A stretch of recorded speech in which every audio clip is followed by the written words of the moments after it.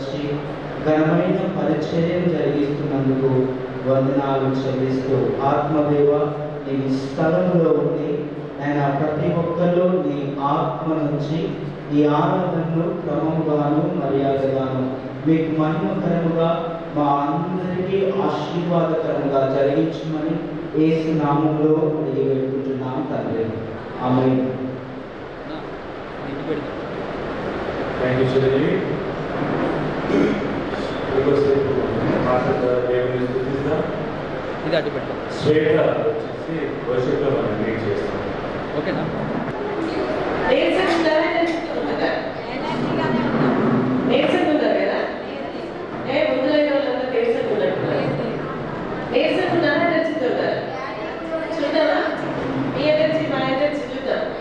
ఓకేనా? సరే, మొదటిగా ప్రభువుని స్తుతిస్తూ ఆయన తన దాసునికి 20 సంవత్సరాలు ఆయుష్ను ఆరోగ్యాన్ని ఇచ్చి తన మధ్యలో మనకు పెద్దగా, మనకి నాయకుడిగా, మనకి ఆశీర్వాదంగా ప్రభు వచ్చినందుకు అందరం కలిసి దేవుని చెల్లిద్దాం.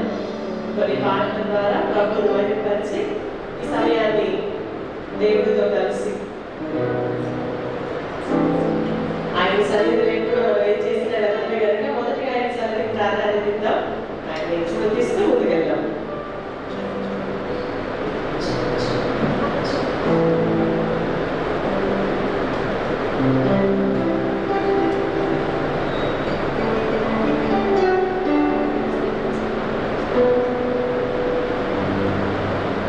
గ్రూప్లో సాంగ్ షేర్ చేశాను చూడండి ఒకసారి. అందరూ స్తుతించి పాడడం, స్తుతుల స్తోత్రాలు అనే పాటతో కృతజ్ఞతగా ప్రారంభించుకుంటాం. ఉత్సాహించి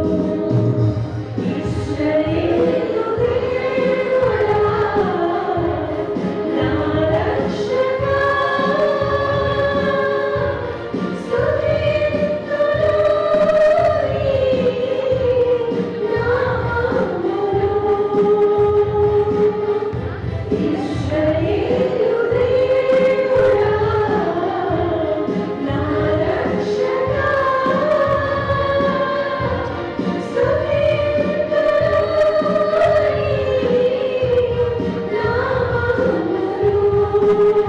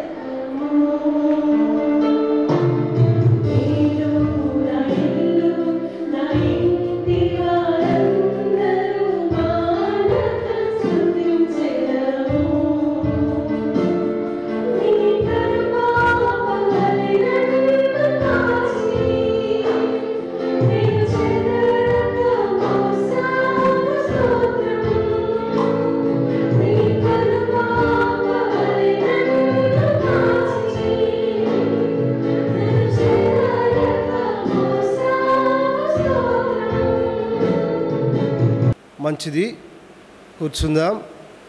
వాస్తవానికి నేను బాబు నాతో మాట్లాడిన తర్వాత ఏం చెప్పాలి అని నేను ఆలోచిస్తున్న సమయంలో నా మనసులో కొన్ని విషయాలు దేవుడు నా గమనాన్ని తీసుకొచ్చాడు.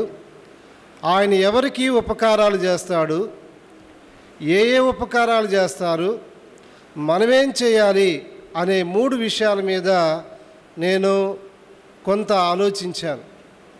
ఆలోచిస్తున్నప్పుడు నా ఆలోచన మొదటిగా ఎవరికి ఆయన ఉపకారాలు చేస్తాడు. మీరందరూ గ్రీటింగ్ చెప్పారు.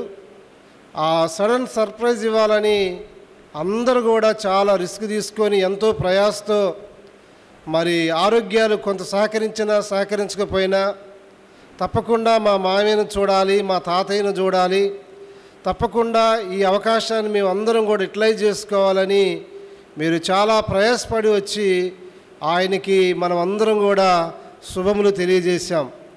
నిజంగా ఈ రోజున సేవాపరంగా కానీ కుటుంబ పరంగా కానీ నాకెవరు గుర్తొస్తున్నారంటే ఈజ్ ద సక్సెస్ఫుల్ లీడర్.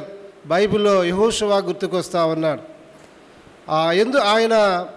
ఆయన అన్నమాట ఏంటంటే, నేనును నా ఇంటి వారును యెహోవాను మాత్రమే సేవిస్తాము అన్న మాట నాకు పరిశుద్ధాత్మ దేవుడు జ్ఞప్తికి తీసుకొస్తా ఉన్నాడు. సేవలో కానీ కుటుంబంలో కానీ నాకు వివాహమై 30 ఏళ్ళు కానీ అంతకుముందే నాకు ఆయన పరిచయం. గత 40 ఏళ్ళ నుండి నాకు మా మామగారి పరిచయం. ఆయన ఉద్యోగంలో కానీ కుటుంబంలో కానీ సేవలో కానీ ఈజ్ ద సిన్సియర్, చాలా సిన్సియర్గా ఉంటారు. అల్లుడు చూడడు, కొడుకును చూడడు, ఎవరిని చూడరు. సేవలో ఎక్కడ డిజార్డర్ అయినా కూడా ఏ మాత్రం ఉపేక్షించడానికి ఎన్నోసార్లు నేను ఆయన చేతిలో దెబ్బతిని ఉన్నాను కనుక నా అనుభవాన్ని జోడించి నేను మాట్లాడుతూ ఉన్నాను. ఆయన అలా మాట్లాడి ఉండకపోతే ఈ రోజున ఈ స్థలంలో నేను నిలిచి ఉండేవాని కాదు. అది అర్థం చేసుకోవడానికి నాకు చాలా సమయమే పట్టింది. కాబట్టి నేను ఆ అనుభవంతో ఒక మాట చెప్తున్నాను. దీనంతటికీ కారణం ఏమిటి? ఎందుకు దేవుడు ఆయన్ని అంతగా హెచ్చించాడు, ఎందుకు దేవుడు ఉన్నతమైన స్థానంలో ఉంచాడు అని ఆలోచిస్తున్నప్పుడు, ఆయన ఎవరికి మేలు చేస్తాడు అని నేను ఆలోచిస్తున్నప్పుడు నా దృష్టి 128వ కీర్తన దగ్గరికి వచ్చింది. రండి, 128వ కీర్తనలో మొదటి వచనాన్ని, 4వ వచనం చూడండి. యెహోవా యందు భయభక్తులు కలిగిన వాడు ఇలాగూ ఆశీర్వదించబడును. నా క్షేమాన్ని కోరి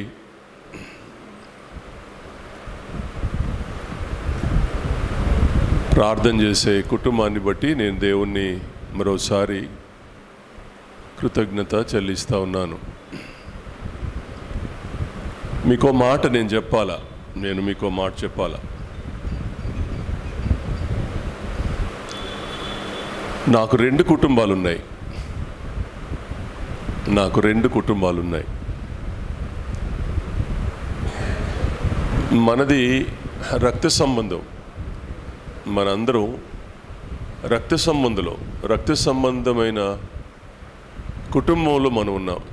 నాన్సీ కూర్చోవాలి, నాన్న ఇంకా తిరగొద్దు బిడ్డ, కొద్దిసేపు కూర్చోండి మీరిద్దరు, ఇంక అస్సలు తిరగొద్దు.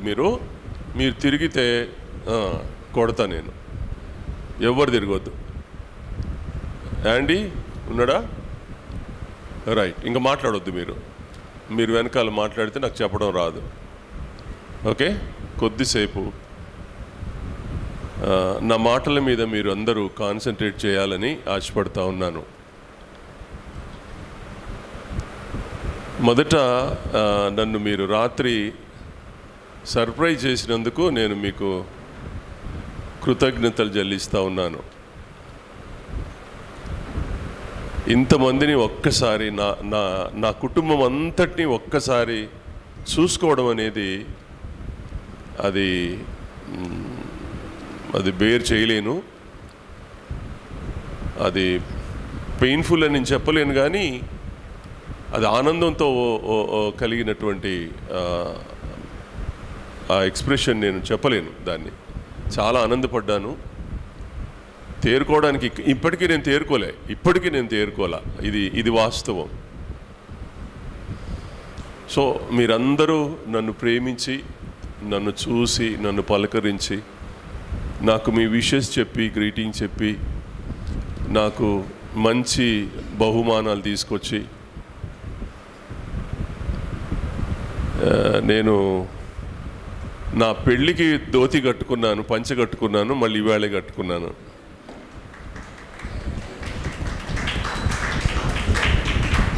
మా విద్య ఆశ అది.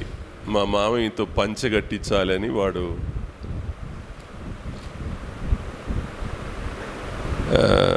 ఒక్కొక్కరు మీ ప్రేమను మాకు పంచుకున్నారు. మీకు కృతజ్ఞతలు. నేను మీ గురించి చెప్పడం కంటే నేను నా గురించి కూడా చెప్పుకోవాలని ఆశపడతా ఉన్నాను. మీకు తెలియనివి నాకు తెలిసినవి అనేక ఉన్నాయి మన ఇంట్లో. పెద్దక్క తర్వాత చిన్నక్కకు తెలియదు, సంజమావకు కొన్ని విషయాలు మాత్రమే తెలుసు. ఎందుకంటే మామయ్య బయట నుంచి వచ్చాడు కనుక ఆయనకు మా కుమ్మరి ఫ్యామిలీస్కి సంబంధించిన కొన్ని విషయాలు తెలియదు. ఆయన మన ఇంటికి వచ్చేస్తే మన సంగతులు మాత్రమే తెలుసు. సో ఆ పెద్దవాళ్ళని బట్టి నేను దేవుణ్ణి స్తుతిస్తూ ఉన్నాను. సంజమావయ్యని బట్టి కానీ, పెద్ద బావయ్య, అక్క, వీళ్ళని బట్టి నేను వాళ్ళ ప్రేమలు, వాళ్ళ అనురాగాలు, వాళ్ళ ఆప్యాయతలు నేను మర్చిపోను. వాళ్ళు నా కొరకు చేసింది చాలా. ఆ తదనంతరం నేనే పెద్దోడిని ఇంట్లో. నా మీద చాలా భారాలు పడ్డాయి.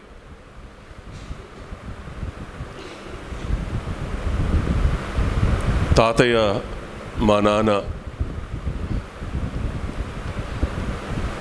ఇంత పెద్ద సంసారాన్ని, యనమండూరు పిల్లలందరినీ పెంచి పెద్ద చేయడం, కరువులు, కాటకాలు, కష్టాలు. నాన్న పొద్దున ఎప్పుడో బయటికి వెళ్తే ఆయన వచ్చేటప్పటికి ఎప్పుడో అయ్యేది. ఎన్ని ఊర్లు తిరిగేవాడో, ఎన్ని పనులు చేసేవారో నాకు తెలీదు. చాలా కష్టాలు పడ్డారు ఆయన మమ్మల్ని అందరినీ పెంచడానికి. చిన్నక్క పిల్లలు, మేము 8 మంది ఆ ఇంట్లోనే.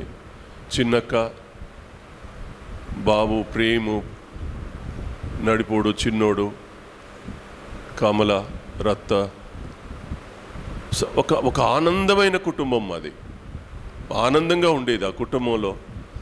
ఆకలి ఉండేది కాదు మాకు. వస్త్రహీనత మేము ఎరగల. దేవుడు మాకు ఇచ్చిన దానిలో నాన్న మమ్మల్ని బాగా చూసుకున్నారు. కష్టాలు లేవని నేను చెప్పను, కన్నీళ్ళు లేవని నేను చెప్పను, చాలా ఉన్నాయి.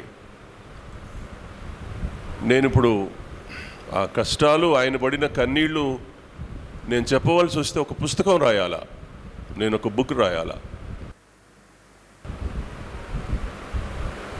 పెద్దక్కకు బాగా తెలుసు, నాకు బాగా తెలుసు. మేము ఊహ వచ్చిన తర్వాత సంజు మావయ్య చాలా ప్రేమతో పిల్లలందరినీ చూడటం. వాళ్ళ ఇంట్లో అందరూ చిన్నపిల్లలు. సంజు మావయ్య రోట్లో జొన్నలు దొక్కి పెద్దక్క అన్నం వండితే ముద్దలు కలిపి అందరికీ పెడుతుంటే తిని సంతోషించిన కుటుంబం మాది.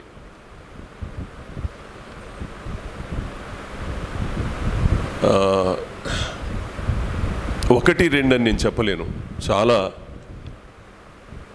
అద్భుతమైన.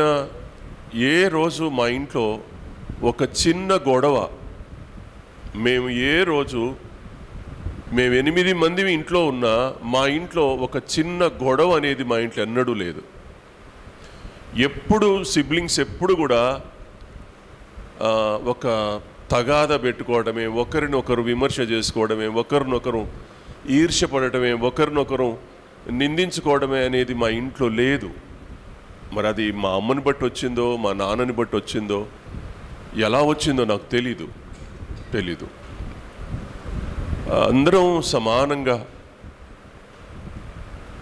ప్రేమ్ వాడు చిన్నోడు, అప్పుడు రత్త చిన్నది, రవి చిన్నోడే, శాంతి ఇంకా చిన్నోడే, ఎవరు అందరూ ఎంత చక్కగా ఆత్మీయంగా ఆలోచన చేసుకుంటూ మేము జాగ్రత్తగా ఆత్మీయత అనే దానిలో వెనుకబడ్డాం. ఏం లేదు. ఓ మాట చెప్పాలంటే మీకు తెలియని విషయం చెప్తా నేను. మా తాత కుమ్మరి బర్నబాస్ గారు కొనాయిగూడెంలో ఒక రోడ్డు మీద నరసింహస్వామి గుడి, ఆయనకు ఇంత పిలక, ఆ గుడిలో పూజారిగా పనిచేసేవాడు ఆయన, మా నాన్న తండ్రి.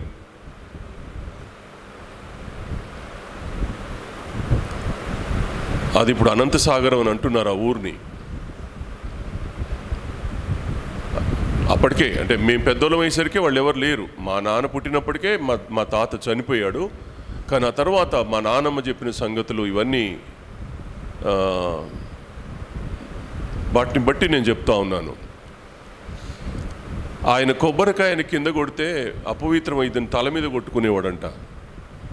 కొట్టుకునేవాడంట మా తాత.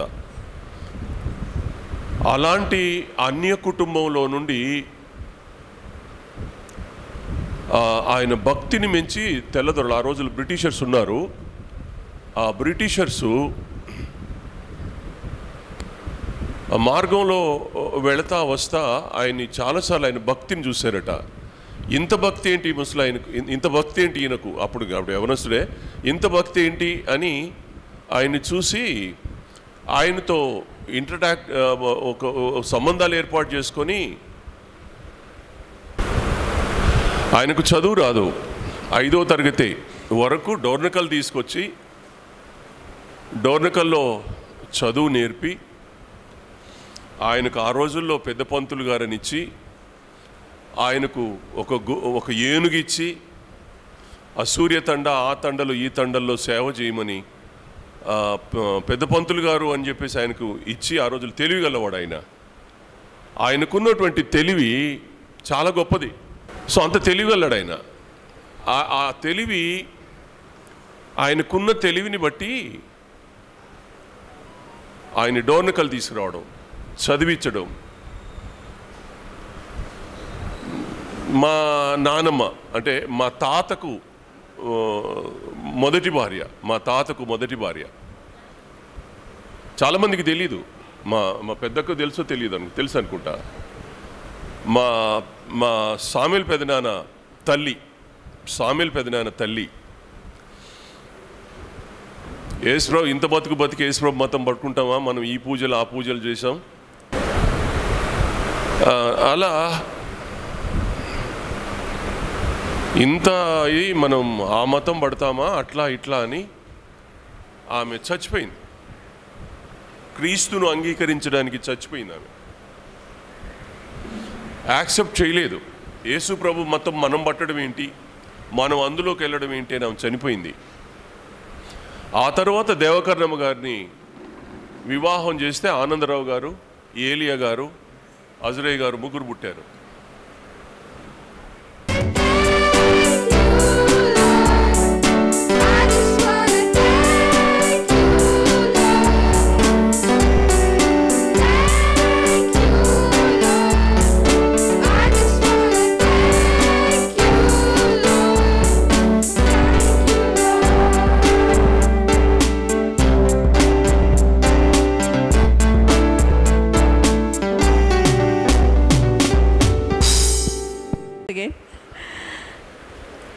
సో యాక్చువల్గా నేను చెప్పాలా వద్దా అనుకున్న, టైం అయిపోయింది. కానీ then I wanted to share. నేను ఎట్లా ఒక 2 మాటలు మాత్రం ఖచ్చితంగా చెప్పాలనుకున్నా. నాకు అది చాలా ప్రేరేపణ వస్తుంది అక్కడ ఉండి. సో ఫస్ట్ నేనేమై ఉన్నానో కేవలం దేవుని కృప అయి ఉన్నాను, ఫస్ట్ థింగ్. అండ్ మామయ్య ఎప్పుడు ఒక సామెత అంటూ ఉంటాడు, తల్లి పుట్టిల్లు మేనమామ కెరుక అని. మామయ్యకి చాలా తెలిసిన, అంటే చాలా ఫేమస్ ఇది. అయితే 2 విషయాలు నా లైఫ్లో మామయ్యతో, అంటే ఒక ఫ్యామిలీ అన్నాక, ఒక మనిషి అన్నాక నో వన్ ఈజ్ పర్ఫెక్ట్. అందరము ఒడిదొడుకులతోని డిఫరెన్సెస్తోని అన్నిటితో ఉంటాము. I don't want to talk about that now. మామయ్య అంటే యాక్చువల్ మేనమామ అంటే తండ్రి తర్వాత తండ్రి మేనమామ. సో ఆ విషయంలో నా మేనమామ మామయ్య నాకు 2 విషయాల్లో తండ్రి. ఒకటి మెటీరియలిస్టిక్గా అంటే వరల్డ్లీ పరంగా తండ్రి చేసిన గొప్ప మేలు నా జీవితంలో చేసిండు. ఏంటి అంటే నాకు ఒక మంచి భర్తనిచ్చిండు. నేను ఇవాళ ఒక మంచి భర్తను కలిగి ఒక మంచి ఫ్యామిలీతో ఒక బ్లెస్డ్ కండిషన్లో ఉన్నా అంటే మామయ్య. నా పెళ్లి చూపులు ఇంట్లోనే అయినాయి, ఓకే, ఇక్కడే అయినాయి. తర్వాత మామయ్య ఈజ్ ద మెయిన్ సూత్రధారి పాత్రధారి బిహైండ్ మై వెడ్డింగ్. అండ్ ఇవాళ నేను సంతోషంగా ఉన్నానంటే ఓన్లీ బికాస్ ఆఫ్ మామయ్య. అంతకన్నా మించి నాకు మామయ్య ఆత్మీయ తండ్రి. మామయ్యకైనా తెలుసో లేదో అది తెలియదు నాకు. తాతయ్య మా జీవితంలో మాకు వాక్యాన్ని నేర్పించారు. పొద్దున్నే లేస్తే మామయ్య తాతయ్య సమ్మర్కి ఇంటికి వచ్చేవాళ్ళు, లేకపోతే మేము ఇక్కడికి వచ్చేవాళ్ళము. వేదనాయకపురం వెళ్తే పొద్దున్నే లేవగానే మొహాలు కడుక్కోగానే కూర్చొని బైబిల్ చదవాలి. వాక్యం చెప్తేనే బ్రేక్ఫాస్ట్ మాకు. ఆ బ్రేక్ఫాస్ట్ అయినాక తెలుగు నేర్పించిందంటే తాతయ్య. నాకు బైబిల్ క్షుణ్ణంగా చదవగలుగుతా అండ్ తెలుగు తప్పు లేకుండా రాయగలుగుతా, మాట్లాడగలుగుతా. అంటే అందరు ఆశ్చర్యపోతారు, ఇంత మంచి స్పష్టమైనటువంటి వర్డ్స్ కానీ లాంగ్వేజ్ కానీ నాకు వచ్చు అని అంటే ఇట్స్ బికాజ్ ఆఫ్ తాతయ్య. కానీ మామయ్య అన్నట్టు మనం అందరం అంటే ఒక సిఎస్ఐ ఫ్యామిలీయో లేకపోతే ఒక క్రిస్టియన్ ఫ్యామిలీలో ఉన్నందుకు చర్చ్కి వెళ్ళాలా, రావాలా, బైబిల్ చదువుకోవాలా, పొద్దున్నే లేవగానే ప్రేయర్ చేయాలా. మమ్మీ పొద్దున్న లేవగానే ఇట్లా లేవడమే మోకాలు వంగాలి, ప్రేయర్ చేయాలా, వాక్యం బైబిల్ ఓపెన్ చేయాలి, చదువుకోవాలి, అయిపోయింది, డన్ ఫర్ ద డే అట్లా. So life was like that. చర్చ్కి వెళ్ళే వాళ్ళం సండే రాగానే. I don't know how many of you remember రజనీకి గుర్తున్నట్టుంది.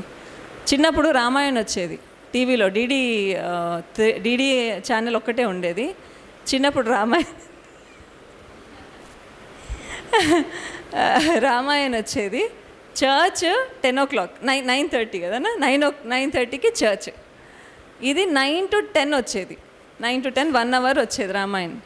సో తొందరగా రెడీ అయ్యి ఫాస్ట్గా స్నానం చేసుకొని బట్టలు వేసేసుకొని చర్చ్కి వెళ్ళాలి. చర్చ్కి వెళ్ళకపోతే అమ్మ కొడుతుంది, తిడుతుంది.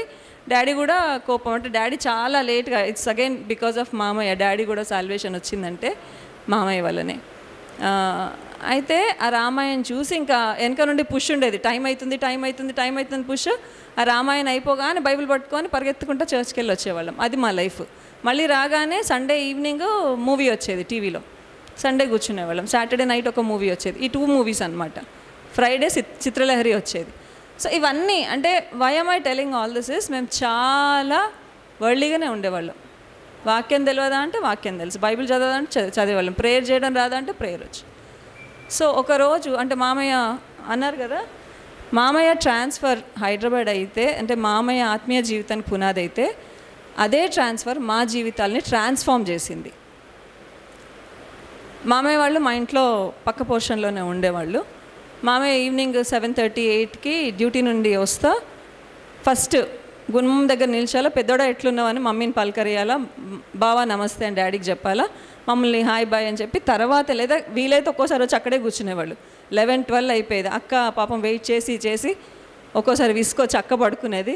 లేదా మేము పోయి అక్క గుర్తుంది అక్క పోయి అన్నము కూర అక్క ఏదో వండితే అది తీసుకొచ్చుకొని మా ఇంట్లో కూర్చొని తినేవాళ్ళం అనమాట. That was our almost daily routine. కానీ ఆ టైంలో కూడా మామయ్య ప్రేయర్, ఫ్యామిలీ ప్రేయర్ అంటే అయిపోవాలన్నమాట. 1/2 an hour అన్నం తినేటప్పుడు ఒక సీరియల్ వచ్చేది. ఆ సీరియల్ అన్నం తినాలి అంటే ఆ సీరియల్ చూడాలి, ఆ సీరియల్ అన్నం తినేటప్పుడే చూడాలన్నమాట. సో అది చూడాలంటే ప్రేయర్ అవ్వాలి. సో 7:30 or 8 వస్తే మేము ఫస్ట్ ఒక 10 minutes ముందు నేను అన్న చలో బయటంగే, లేకపోతే అక్కడ అమ్మ అన్నం పెట్టదు, అన్నం పెట్టకపోతే అక్కడ సీరియల్ చూడము. టు వాచ్ దట్ సీరియల్ మేము కూర్చొని ప్రేయర్ చేసుకునే వాళ్ళం. ఫ్యామిలీ ప్రేయర్ ఉండేది.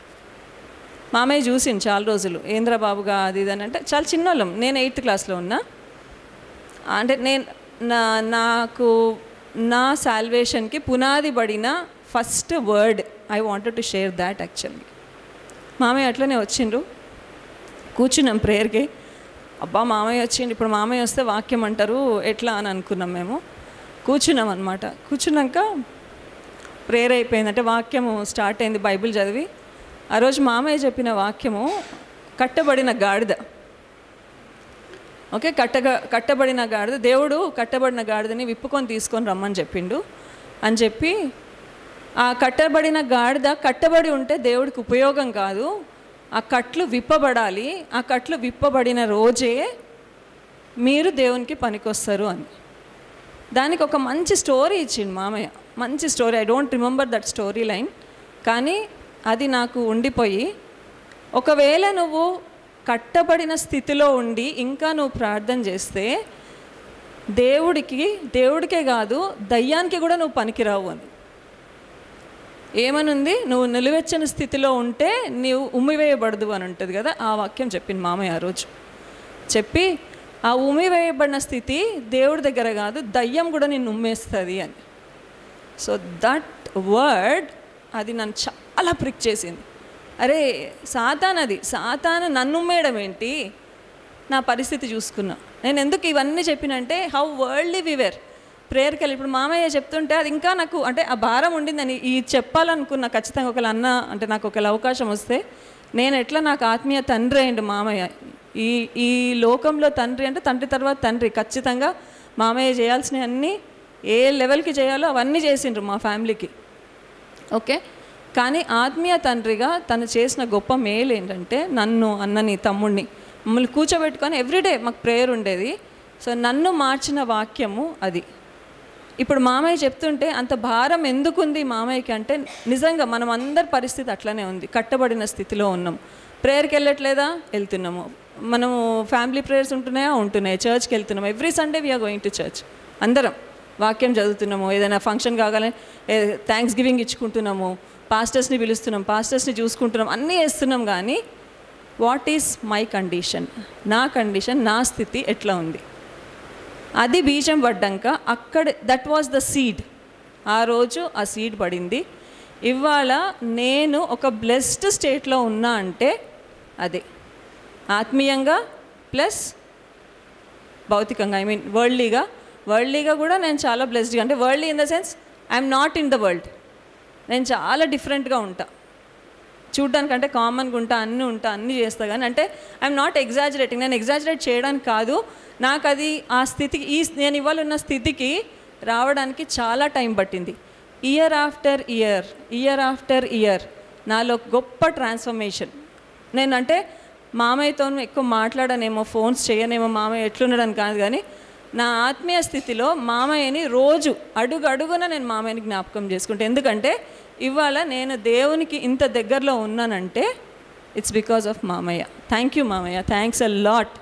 అంటే దేవుడు మామయ్యని హైదరాబాద్ మామయ్య రక్షణ కోసం కాదు, నా రక్షణ కోసం. అండ్ అన్న కూడా ఆబ్వియస్లీ అన్న రక్షణ. అన్న ఒక తప్పుడు త్రోవలు వెళ్తుంటే కూడా మామయ్య పట్టుకుండు. అండ్ డాడీకి రక్షణ. Daddy was a chain smoker. Daddy ఎట్లా అంటే మాకు మొత్తం అంటే హిందూస్లో డాడీ హిందూ బ్యాక్గ్రౌండ్ నుంచి వచ్చిండ్రు. సో ఏ పండగ అయితే ఆ పండగ ఒక్కటి, అంటే ఐడిల్ వర్షిప్ ఉండేది కాదు మా ఇంట్లో, బొట్లు అవన్నీ పూజలు ఉండేవి కాదు. కానీ ఏ పండగ వస్తే ఆ పండగ మమ్మీతో చేయించేవాళ్ళు. శుక్రవారం అని శనివారం ఈరోజు కూడా మమ్మీ ఫిష్ కర్రీ ఉండదు. ఎందుకు అంటే ఒకరోజు శనివారం రోజు అమ్మ మర్చిపోయింది. ఫిష్ మమ్మీకి ఇష్టం చాలా. చేపలు అతను వస్తే I think I'm not taking much time. అదంతా కడిగి మమ్మీ శుభ్రం చేసింది డాడీ డ్యూటీ నుంచి రాగానే. అయితే రావడమే సైకిల్ ఎత్తేసి మమ్మీ చేపలు కడుగుతుంటే, అరే చేపలు వచ్చినాయి కడుగుతుంటే సైకిల్ ఎత్తేసి గబగబా, అంటే నాకు బాగా గుర్తుంది, మీకు గుర్తుందా మమ్మీ అది, ఇంటి వెనకాల అరటి చెట్టు ఉంటుండే, ఒక కత్తి తీసుకొని దాన్ని నరికేసింది డాడీ. అమ్మని ఏం అనలేక. డాడీ చాలా లవింగ్, మమ్మీ అంటే చాలా ఇష్టం, ఎప్పుడు అమ్మని తిట్టాడు, కానీ వెరీ సీరియస్ మ్యాన్. ఏంటి అని అంటే, నేను వద్దన్న పని నువ్వు చేస్తావా, శనివారం మనం తినొద్దు, బైబిల్లో లేదు, కానీ అది శుక్రవారం శనివారం హిందూస్ వాళ్ళు నీసు ముట్టరు. అది అంటే daddy was that staunch. Vinayaka Chavithi వస్తే ఖచ్చితంగా అమ్మతోని తుమ్మికూర ఆకు కూర వండించేవాడు అమ్మతోని. ఉగాది వస్తే ఉగాది పచ్చడి చేయించేవాళ్ళు డాడీ. అట్లాంటి డాడీ స్టేజ్కి వచ్చిందంటే పల్లెటూర్లలో చిన్న చిన్న గ్రామాల చిన్న చిన్న గుడిసెల మధ్యలో స్లమ్ ఏరియాలో వెళ్ళి గొప్ప సేవ చేసిండు డాడీ.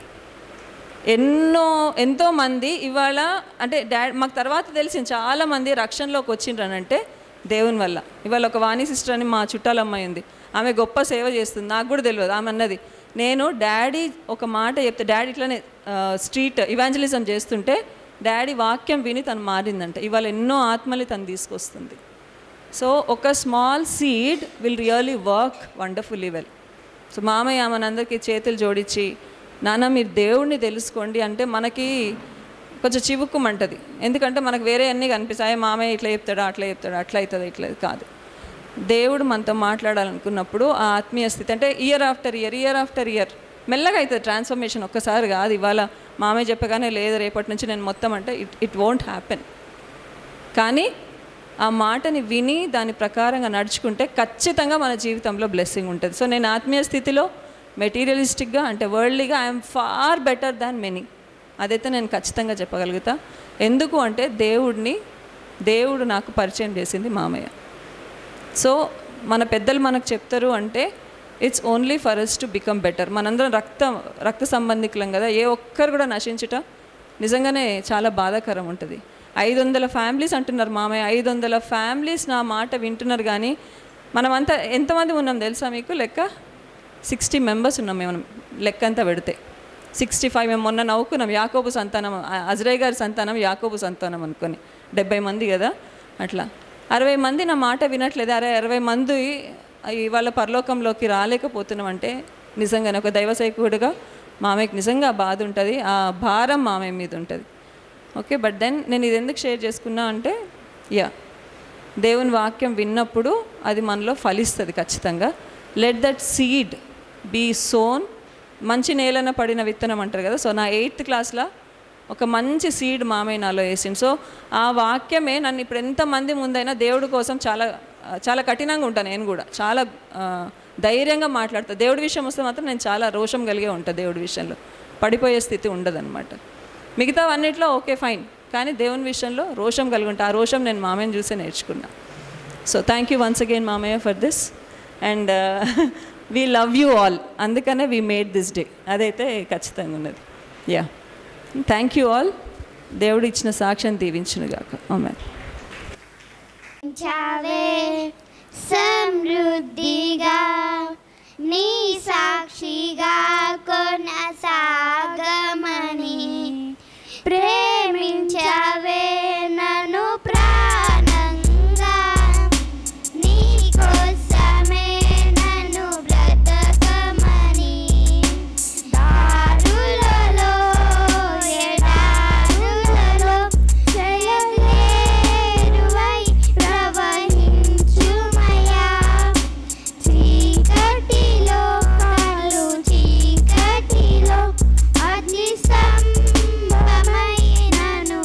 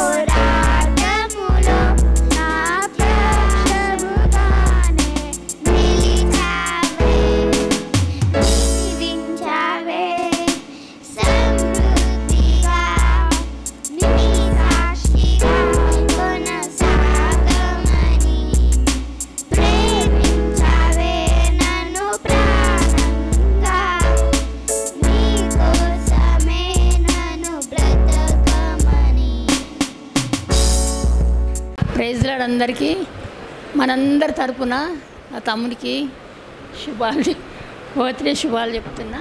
క్లాప్స్ కొట్టండి. నేను ఏం మాట్లాడదలుచుకున్నంటే,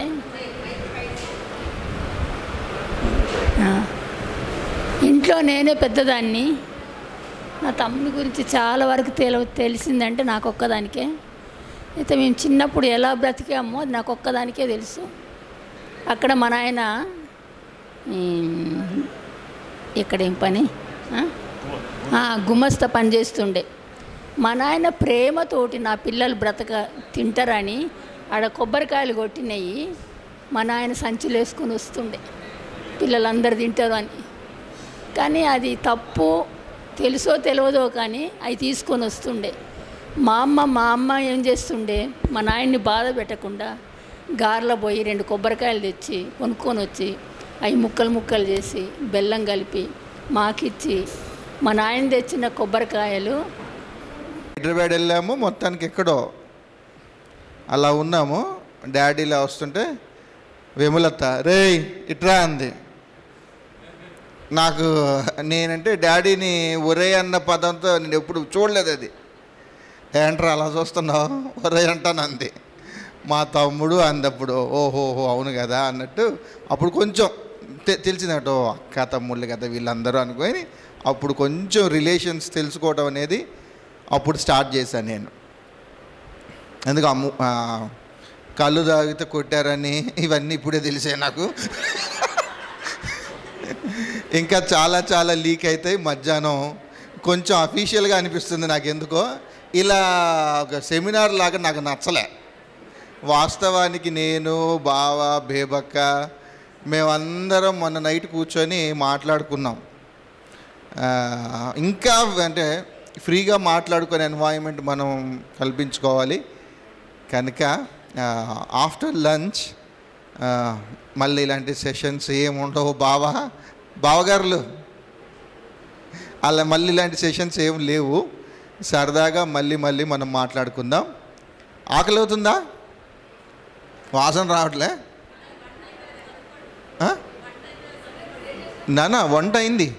ఒక్కసారి కిందకి వెళ్ళినా అయింది. పైకి తీస్తున్నారు. ఒరేయ్ రికార్డింగ్ ఆపేరా, ఇవి అవసరం లేదు.